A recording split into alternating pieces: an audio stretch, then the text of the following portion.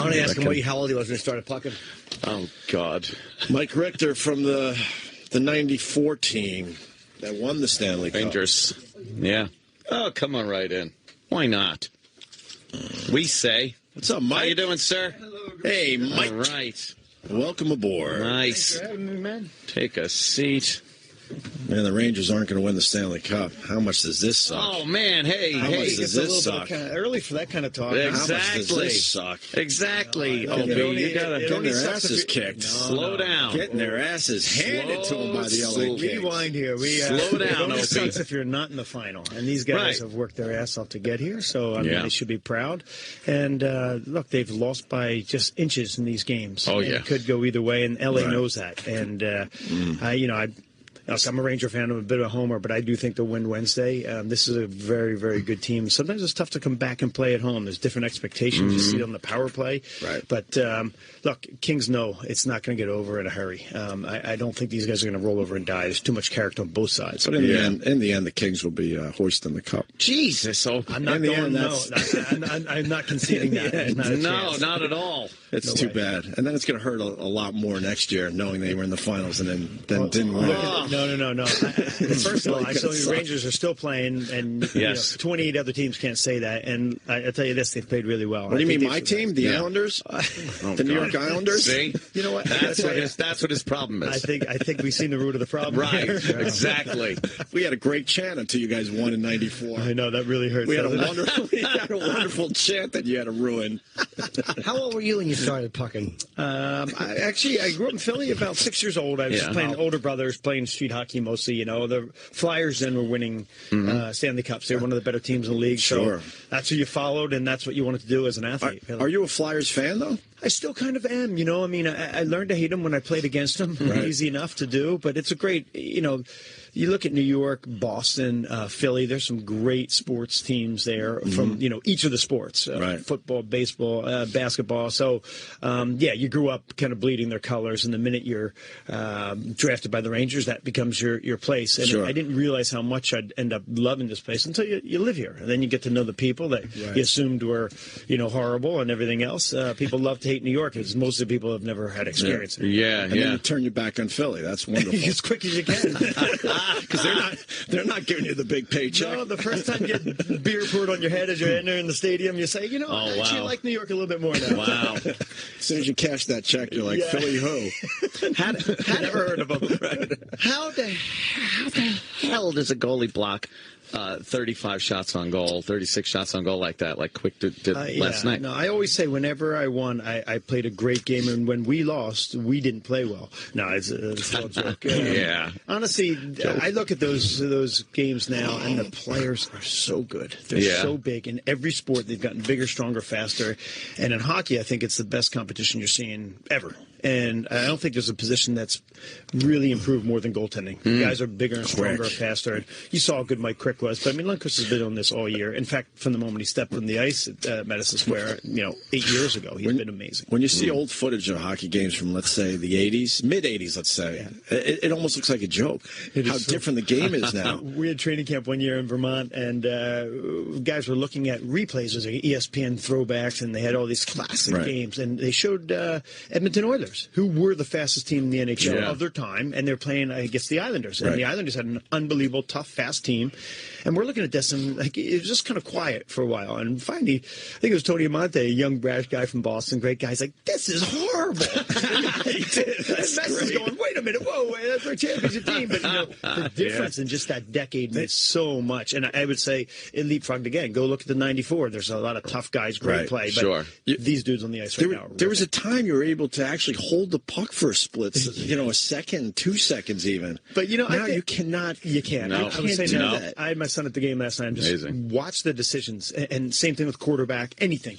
You get the ball in basketball, you run a pass pattern in football. You receive the puck in hockey. I don't know how the guys score. I play men's league now. I'm a crappy defenseman, But I go down and I look at these high school goalies that drop to the knees. They take away the bottom part of the net. There's nowhere to go. And you forget the forwards. You get the puck off your your stick, or else you're going to be plastered. Right. So they make decisions immediately. Split It's awesome to watch. Wait, you still play? I still do. Yeah, I love the game. What league? There's no league. I play pond hockey. I play pickup men's league up in just fool around a little bit. Yeah, just fool around. You look like you're in great shape still. Still all right. Yeah, but I'm not getting any faster. I'll tell you. Right. The agility of goalies these days is amazing.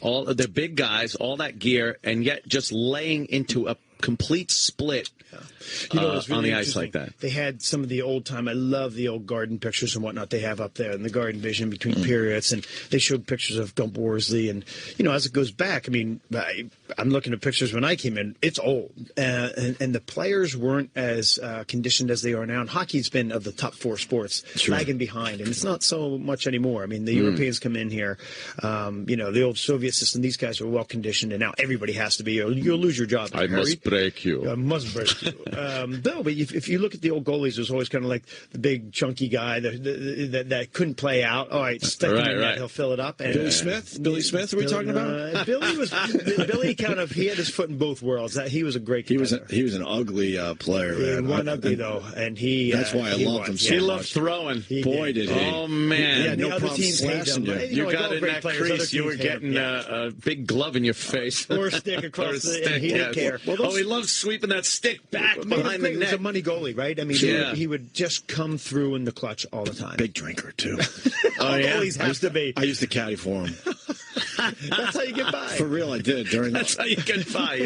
I was just a kid caddying for all those guys when they were winning all the cups. The secret of goaltending, right there. Sort of makes the knee injuries a little easier to. But that's when the game is different. If a goalie left the crease, he got just hammered. Well, if you look at those old films, we can laugh about the speed of those games in the 80s. Right. These guys were tough. I mean, they were tough. Yeah. All of them. It was. If you look back, it's just a different era. Someone would, break their nose. I have to say, there is a kind of code of ethics in hockey where you just go, look, you're not going to be griping about it. You're going to put your nose back on and go out and play. And it's. I think there's a lot of pride in that. How many broken bones did you suffer? My first broken bone was my second pinky toe from my pinky. I stepped on a skate in college, and I cried a little bit, but I got through it. Goaltenders allowed to cry. No, I actually didn't break many bones. I blew up both knees, shoulder injuries, and ended with a fractured skull. So right. I began with a bad toe and ended with a broken skull. Yeah, what was that? A knee, right?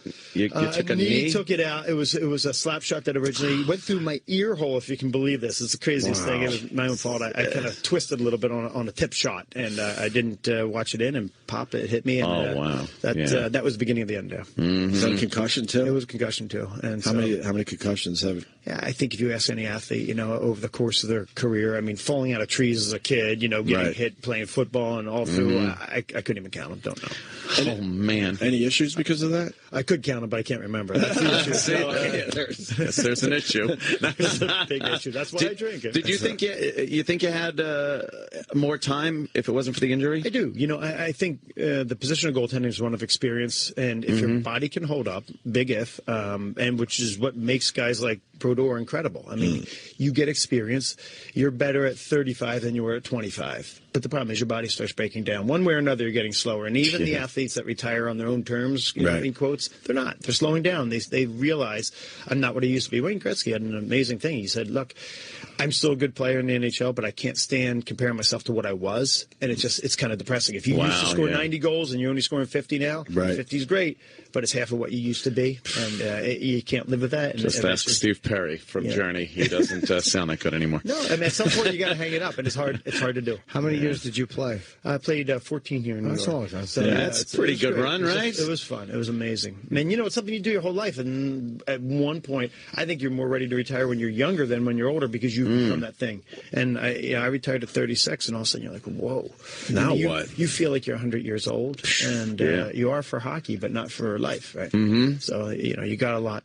Was it tough to adjust to that? Hugely tough. I don't think anybody's prepared for it. And I went back to school. I had left school, University of Wisconsin, as a sophomore, played an Olympic team, minors, then pros, and that was my goal. That was my life. Oh, yeah. And But at the time, I was starting a young family, so it was a good time to kind of transition. But you're lost, and it's hard, and it's good to have your network. But I think that's the biggest thing is every day you're going there. A guy I played with, Ryan Greshner, a funny guy, Sure. but, here in the Rangers, said, someone said, "What do you miss most about playing?" He said, "Showering with 20 guys in the morning." But I mean, his point was, you have this family, and you do everything with them. Right. You do everything. They know everything about you, know everything about them, and it is a family. And the tighter the team, the more success you have. And then one day you go, "Oh, I'm done," and you're one of those old guys now. And it's different. And that's your life, really, from the time you remember anything. You were probably skating and so playing hockey. You still play. I mean, I love the game, but it's a little different. Was it awkward to go back to the rink at first, or? Yeah, a little bit. Right? Because what you don't want to do. You would visit, but then they're like, "All right."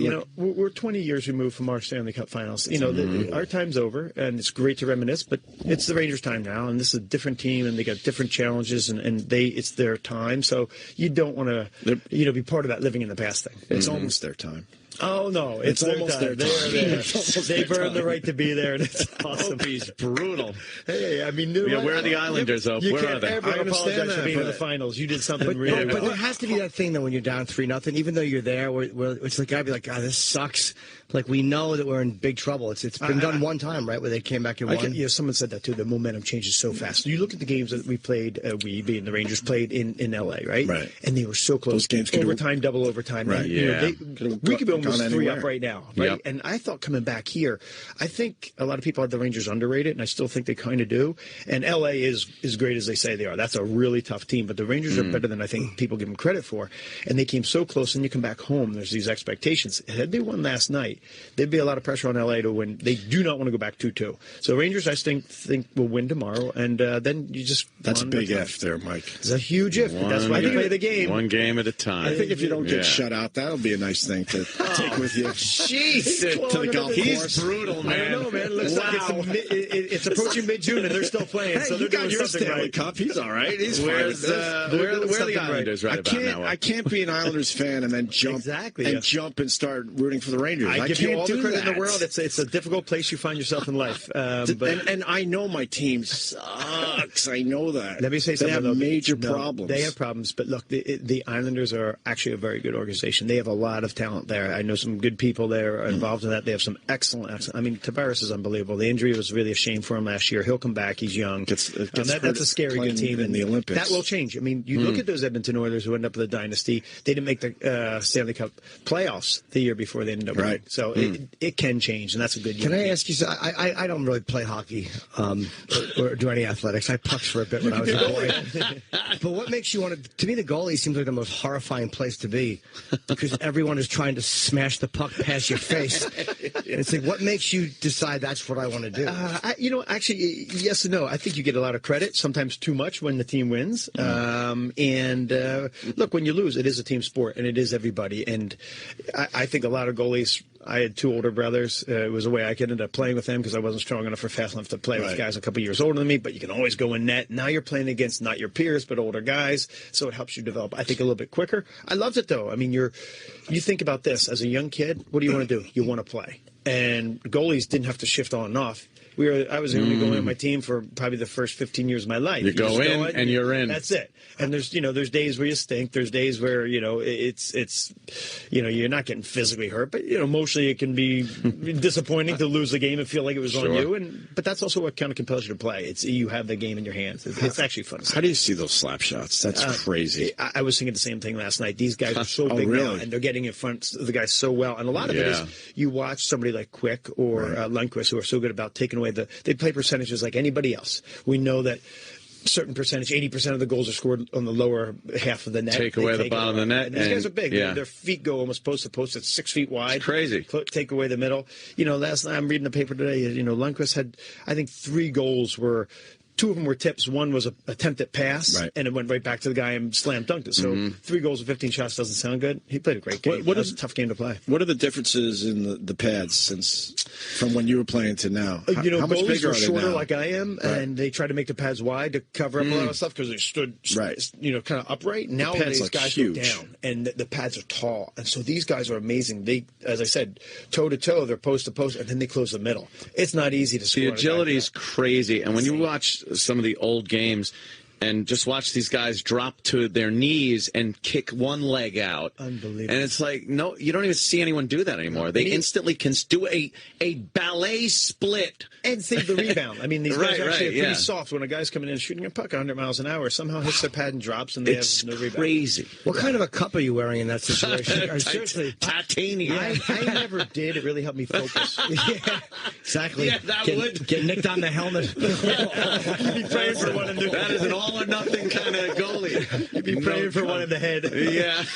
Wow. Is it a regular? It's got to be better than a regular cup. It is. It's like a boxing cup. I mean, it's got to be really big and strong, and everything now. All the equipment in all sports are better. You see the sticks these guys have. I in 1998 the women's Olympic team, it was the first year for women's in ice hockey in the Olympics, and That's about adorable. 4 or 5 girls that could shoot the puck from the point hard and get it in the air. I was out with them in Lake Placid about 4 years later. They were ripping the puck. And a lot of these new sticks. I mean, so the goalie's equipment then has to, it's a little bit of an arms race. These guys get better sticks. Goalies have to get better, lighter stuff. And they do. It's amazing. Have you ever been beaten up on the ice? I'm always amazed by these guys who fight they're just holding each other up and punching each other.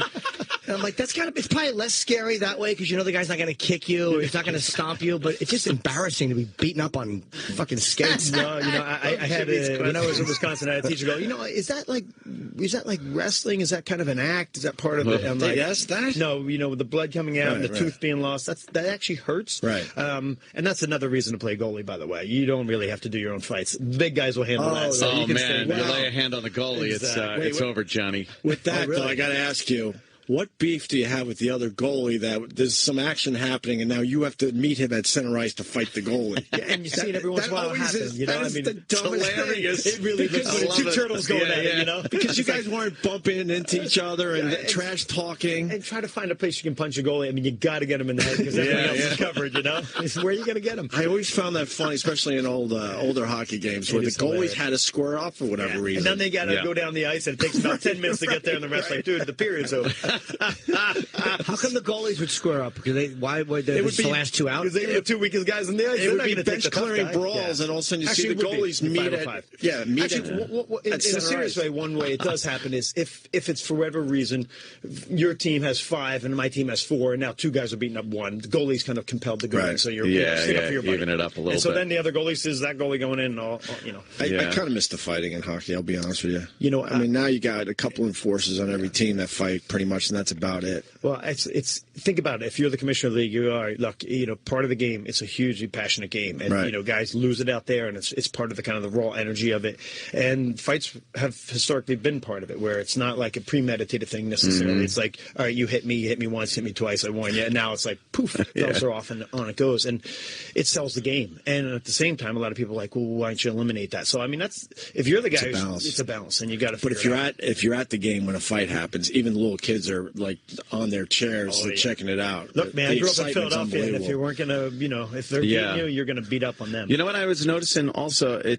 They're playing so fast these days that if you take a hit personally and start a beef with someone, you're really taking yourself out of the game. It's unbelievable. For that, for that moment. I noticed a lot of plays, even last night, a lot of hits, and I was thinking to myself, wow, he should really take that personally. That was a nasty hit. But I guess you got to get right back into the game. Yeah, you got to suck it up. You can't have a thin skin. Right, and just start like you're offended by every hit. But the smart players in all sport, they'll mark your number and go, okay, we're it's a 1-1 game right now, but you're up by 5. Yeah, I'm going to pop him right in the face. But how do you wait? How do you wait? When you want to punch someone in the face, you got to punch them immediately. Slow Sicilian revenge thing. How great is it, though, when you just stand there by yourself in the goal and it's all this shit's happening on the other end of the ice? That's got to be so relaxing. Yeah. How nice is that? There's no one bothering you. You know what? There was periods of the game last night where Lundqvist didn't have a lot of action, and then it's hard because you're going to get it, and it could be 15 minutes, could be 5 minutes, but you're going to get that shot, and it could be a great one. Now you're kind of cold just watching, and all of a sudden you're a spectator instead of a participant. Got to be. You can almost get hypnotized, right? Yeah, that's why mental toughness is a big part. Wow, yeah. I love the agreements some guys have. Like there is all sorts of fights going on, and you grab a guy like you don't want to fight, do you? Nah, I don't either. Okay, they're holding each other, just chatting. Hey, look at that guy over there. How's the wife and kids? But I love it. It's so funny because they're holding on kind of, but I really don't want to get hit. There's an agreement there, like, we're not going to fight on this it's one. true, too. I mean, the amazing thing is everybody knows everybody in the league, right? So, I mean, you may have just been traded from the Islanders, now you're in the Rangers, and Right. you're Now you gotta former hate the roommate, Islanders. Yeah, exactly. So it can be really One thing odd. One thing about the sport, you said it yourself, they're getting stronger and faster. What do you think about expanding the rinks? That's been something that has been discussed for a long time now. And I think it's something they need to look at just because there's just so little ice. And I think one of the things you always want to do, when I played, one of the most gifted guys out there is Brian Leach. The dude could get, a puck and go from one end to the other. If you put him in a room as small as this studio and there's 8 other guys there, you're not going to see his genius. Right. You just can't keep bumping into guys that are inferior to his skating ability, and that neutralizes. A bad guy shouldn't neutralize a good guy, whether it's basketball or hockey or whatever. You want to see those great players play. And so a bigger rink means that you have more ice. If you're a superior skater to me, you're going to dance around me if you have the room. So you see that in the Olympics, and so you get a glimmer on how good it can be, and the Olympics is pretty damn good hockey. What is the problem with that? What are the issues? I'd say, number one, you're taking seats out. Boy. But they can figure out a way to make that money out. And somehow. But it's a retrofit of an arena. So if you have, your sheet is whatever it is, 200 long, and you want to expand it a little bit now, and you literally have to jackhammer out. How much would you think that they would have to expand it? Like 6 inches or more? Oh no, about 6 inches. 8 to 10. No, it's about 15 feet. On either side. Okay. It can be 30 feet. really, All right. really 15 big. feet? Yeah, I think I can't remember what the international is, but it's significant. And when you're out there as a goalie, the forwards, they feel it because there's more ice to maneuver. The defense, I think, is the hardest on because now, guys, you can't just push them up against the wall. Yeah. They have another 10 feet on either side to really get around you. It puts a premium. I think it'd be great to expand it, but then put the seats back on the ice, and people would have to sit there and just take it. Part of the game. Right. Yeah. Have a player fly in, take out 10 They seats. slip on their way to Great. the fucking seat with Yes, coffee. he's got his Get a beer puck. in hand and his hot dog. And cheeks split open. I just feel like they're not going to have a choice. And in a few more I years. do wonder because, like you're saying, you have to make these decisions so fast. I think the biggest thing is what's the entertainment value? Because ultimately, that's what this is an entertainment. All sports are, Sure. and you say what's going to give us the best product. And honestly, every time you go to the Olympics now, the hard part is you're looking at all-star teams. You're looking at the best in Russia versus the best in Canada versus the best in the United States. 5 teams, Swedes, Finns, Russians, they all feel like they can win the gold medal each year, and they should. They're amazing. So you are seeing all-star teams, but the quality of play is so good on those big ice surfaces. Yeah. So, it's something that a lot of people talk about. Look at 4-on-4. You take one guy off each team in overtime during the regular season. Right. Love it. All of a sudden there's ice, and that's the big thing. You want to see the great crazy. players move. How many Olympic teams were you involved with? I was in 3. 3. Wow. Yeah. 3. Amazing. I was 1 as an amateur in '88 before I played for the Rangers, and then 2 as a pro. So yeah, it's awesome. It's a cool 3. thing. How many you, Jimmy? I dropped out. No. I pucked for a couple of years as a boy, but I hurt my ankle doing ballet. It's a long story, Mike. Yeah, no, it sounds ugly. Yes, it is. Yes. Oh my God.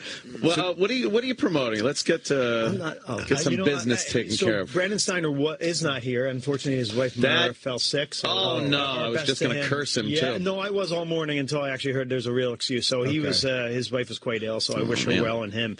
But actually, we're going. There's the core 4, as Brandon likes to call it. Adam Graves, Brian Leach, and Mark Messi and myself are going to be at the 92nd Street Y on Friday in the evening, and we're having a question and answer session. I don't know how they came up with the core 4. Apparently, Fab 4 was taken. Yes, you'll get sued for that. Yes, exactly. Mediocre 3 was taken by us. But no, it's awesome.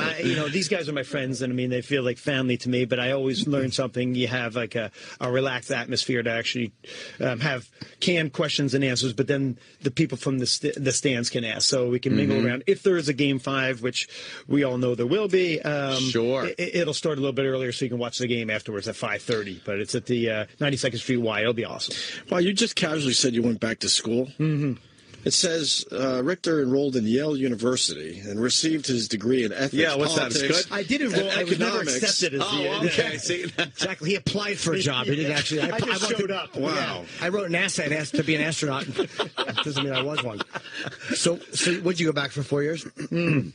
I had 2 years left, and it took me 4 years to get them done. Did it really? So if that's any indication on how I was at Yale. No, I mean, it was awesome. I wanted to be around the New York area. I applied to the best schools I could get into. Returning as an adult. I mean, I'm 38 years old. It's a little different. But it was awesome. It really was. My college career was, in a way, cut short, playing on the Olympic team and then on to the pros. And I figured that would be a way. When you end, it is hard. And it's a way of doing something. Because first thing people say, oh, man, you just retired. What are you doing now? And you're like, washing my car. I don't know. That's what everyone thinks when they hear retired is like just mulling around the house trying to figure out what to do. But it was cool. Go back to school. Young kids growing up, I went back to school and finished off the degree, and then you go on with your life. So it was helpful. Where you at with kids going right to the pros? We think that you should. If you have the opportunity to make millions of dollars, why would you stay in college? Aren't we all in college to try to get a good job that pays well? So I was in Philadelphia when Kobe Bryant was coming up, and this kid, Kobe 17 Bryant, years old. Yeah, and they're like, this kid's an idiot. What is he doing? He's giving up a college scholarship. But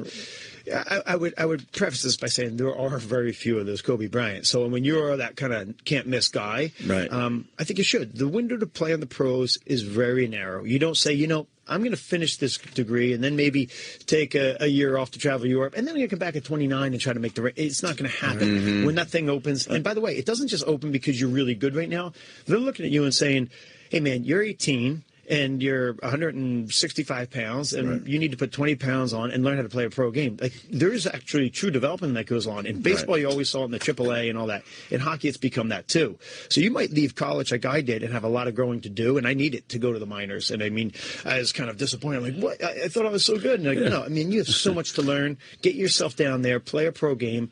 I went from playing 42 games or 45 games in the Western Hockey League at Wisconsin, awesome place to develop, to playing 88 games in the minors. It's a different mindset. You're getting off a bus playing 5 and 8 games in 4 different cities. You start to develop how to apply your skill. But the other side of that is you're playing in the college there, and you get an injury that messes up your whole chance. That's another way of looking at it. Right? That's another risk. You don't blow out a knee or something. Next thing you know, you're not going to go to the NBA. If Kobe Bryant didn't make it, well, he's got a couple $1 million in the bank and now go back to school. Right. And so how bad is that? Yeah, you have to be careful. Where I think it starts to become a discussion is on the cusp where you're an okay player. You're not. There's no slam dunk you'll ever make it. You have a college scholarship and you're a freshman. You go, screw it. I'm going to, put a square peg in a round hole. I'm going. And like, even the team might not want you, and you just end up languishing in the minors. Now you're dumped out somewhere. You didn't make the money, and you kind of sacrificed. But they talk about it like you can never go back to college. That's the silly part of that. That is the silly part. You're exactly right. You can always go back. Yeah, I mean, at 38, you can still go back. Right. Did they know you when you went back, by the way? The other students, did they all like, oh, my God? Or I think I was that old. Like, who is this old guy? The old guy. That's kind of sucked, though, when you're going back and you're just a regular guy. Right.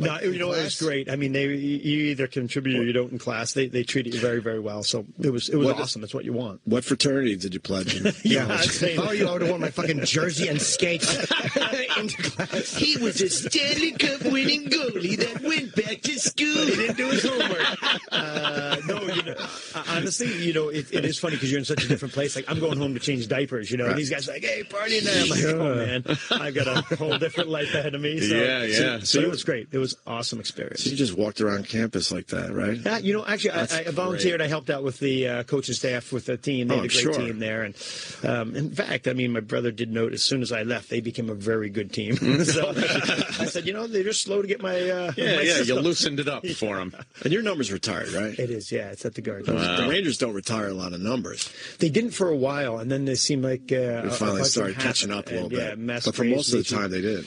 No, and I think at the time, again, when your job gets finished, all of a sudden it's like, I remember the GM Glenn Sather saying, we're going to retire your number, and at the time, like, it felt good, but I think you're thinking about, I just lost my career. Like, that's great, the number's retired, but I want to be playing. And you don't. It's not until years later you go, the first time I came back to the Garden just to watch a game and your number's up there. It's amazing because that doesn't change, and you go on with your life, and it's a great thing. When your number was retired, there were only a few others. Like how many? 3 or 4, something like that? And Roger Bear. So that was it. You were the third. Yeah, wow. Unreal. That's a hell of an honor. History. Yeah. I guess they grabbed a couple from that 94 team. A couple from the 94. And you know what? And it's no coincidence. These are, special players and special guys. Yeah. It is. It was a great team. I'll give it to you. There you go. That didn't feel so bad, did it? To say it again. But this team's not winning. This team is not winning. I will say this. Not only is this team great right now, they're young, and they're going to be great for a couple of years. I don't see anybody in the East getting better than them next year. So it's something to look for. What about your Flyers? Flyers are a tough team. They are a tough team, and they look like they have very good goaltending now. Rangers handled them really well in that first round. I don't think a lot of people anticipated that. Rangers kind of upped their game a little bit more. Flyers probably have a few young guys that they have to develop, but they're better. They'll be better next year, but they're not going to catch the Rangers, in my opinion. When the fans are like banging on the glass and stuff, is that annoying? Not if they're banging for you. When they're banging against you. And are you happy this glass so you can't really hear what they're saying about your mother or something? I can read lips. It ain't pretty. Wow. Yeah. Do they ever say things that are inappropriate? There was a couple inappropriate things thrown my way. Things that are not related to the game? Apparently they thought they were. Oh, no, you know what's funny is in the minors you really hear it because, we were playing like Indianapolis and, the place can hold 12, 15,000. There might be 3,000 people in the seats. So if someone wants to get on you, it's going to echo. There was a couple references to various parts of cows and my sister's swallowing ability at one point. And, oh, wow. Especially since cows are female. That's even hotter. I called my sister. I'm like, when's the last time you've been here? Where were you in Indianapolis?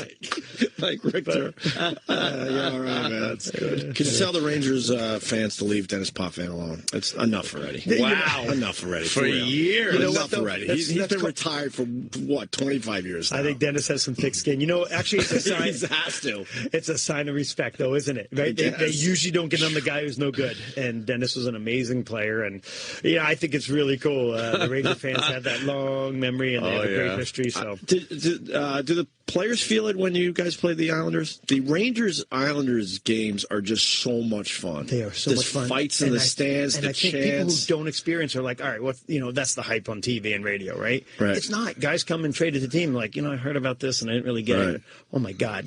Some mean-nothing game in the middle of February. One team might be out of the playoffs. And, the other one might... at me, being an Islanders fan. But over the years, it could be either of us. Right. But that game means everything. It's bragging rights. And, obviously there's a huge kind of rivalry. New York has a rivalry with everybody. But, within...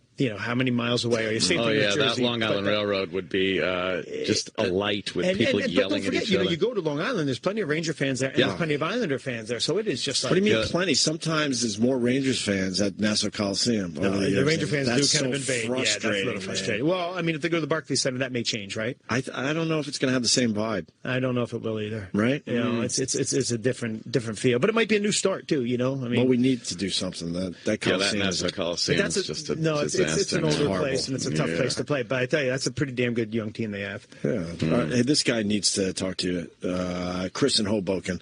We got Mike Richter in studio. Chris, go ahead. Hey, Richter, two things. You were talking about the fans. Do you remember seeing the one sign? I think it was someone played in Boston, Tyler Seguin, or however you say his name. Yeah. The two chicks had this sign up on the glass that said, "We sucked your dick in high school." Jesus.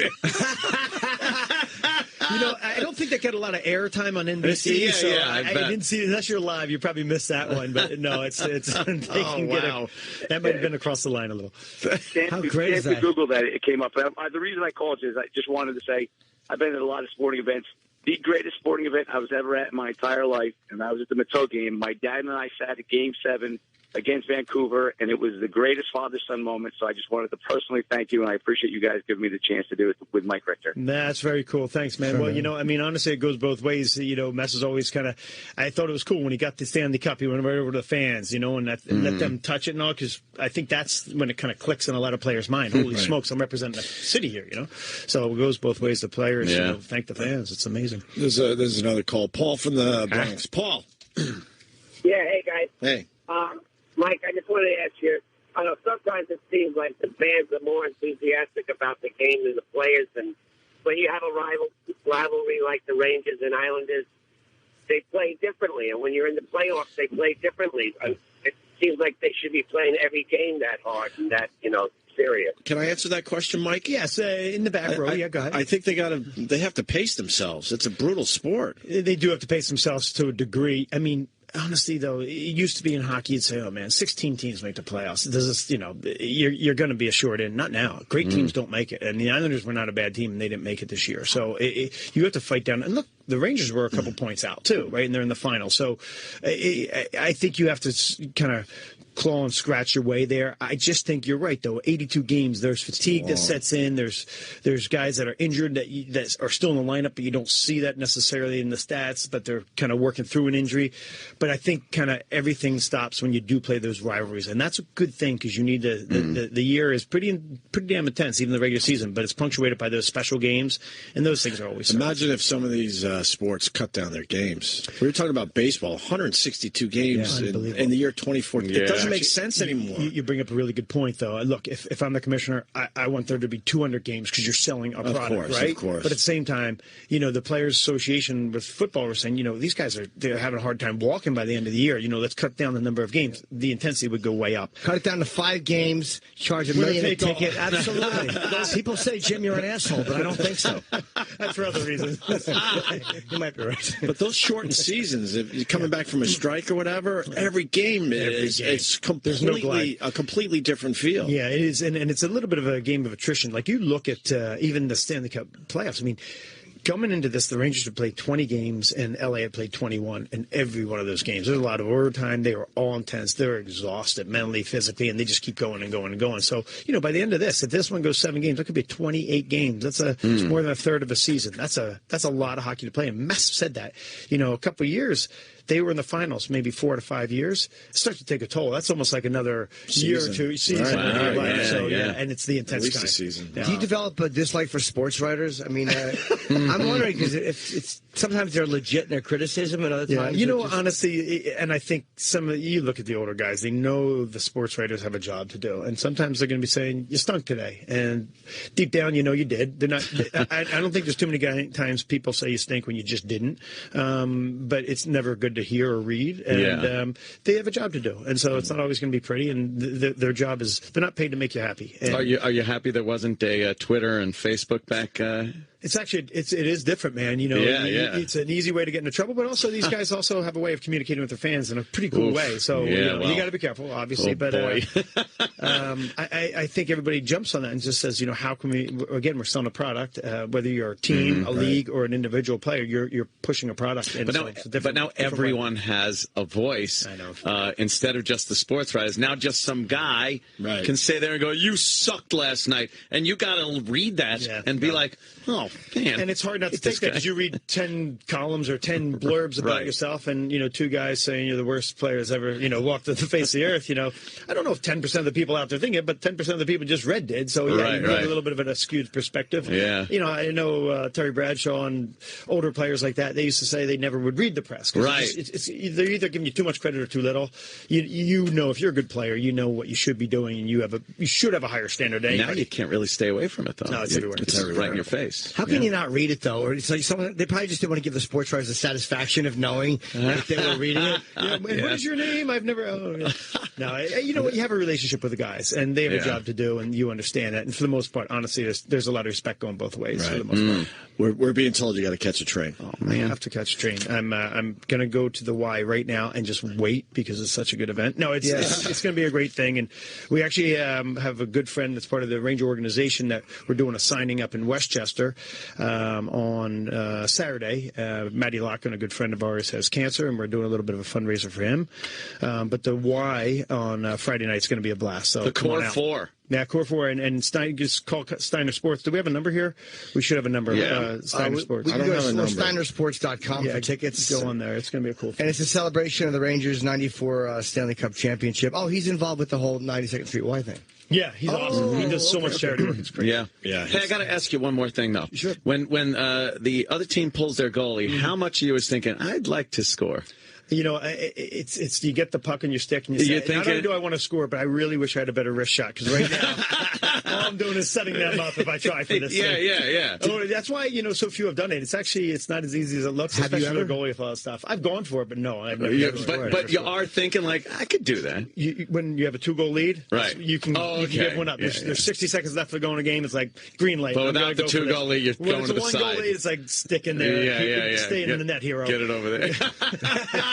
Yeah. Oh, that's great. What about those open net goals, though? Yeah, For your stats. For my stats, any which way I can pad them. You're like, fuck. All right. Hey, Guys, thanks for having me on, man. Hey, I thank appreciate you. it. I didn't Great want. time, man. I didn't want to like you. I know that. But I like Mike Richter. I gotta say. I brought you Absolutely. a coffee. I want to like endear Mike. myself to you, but I end up doing it. Yes. So. Thanks, Mike. Come back and see us. Yeah, thanks a ton for having me, guys. All right. Great.